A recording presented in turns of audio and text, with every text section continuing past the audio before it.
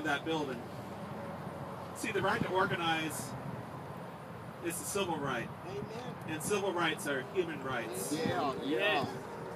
Workers have a right to decide for themselves without fear, without intimidation, without threats, without retaliation, to decide whether they want representation or not. They have that right. And Nissan has done everything that they could from before even the word union was ever whispered to deny the workers the right to decide. Amen. In fact, some of their actions have been so outrageous in the case of Chip Wells that it went all the way up to the National Labor Relations Board. And even the very lenient National Labor Relations Board said that Nissan was out of bounds. Yes. See, workers have legitimate safety concerns. Evelyn was hurt here working in this factory producing these wonderful cars. Evelyn was forced to do double duty at one of the most difficult and dangerous positions in the plant and in the factory. Normally you only do one shift of that, but Evelyn was forced to do double duty during the second shift, and it's a shift a position that people will have to do because robots can't do it. That's how difficult it is. During the second shift, Evelyn hurt herself, and she immediately requested to go to see the on-site doctor. And you know what? She was denied that opportunity.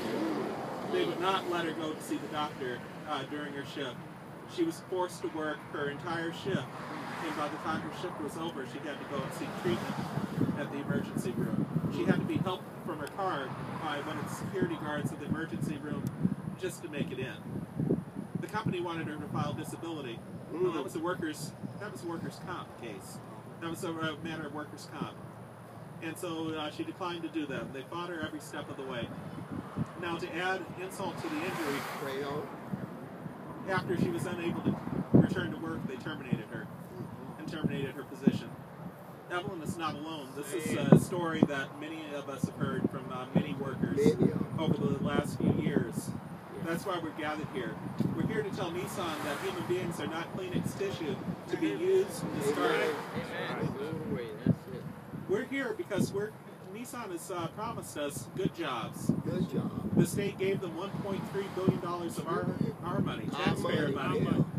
And they brag about the wages that they pay. But as far as we know from the workers, the Nissan won't tell us what the true numbers are, but as much as 40% of the workers in that factory, by worker estimates, are temporary workers. Amen. We do not pay $1.3 billion for a bunch of temp jobs. That's right. How much are the temporary workers making? Why don't you share that number with us, Nissan? What kind of benefits do the temporary workers have?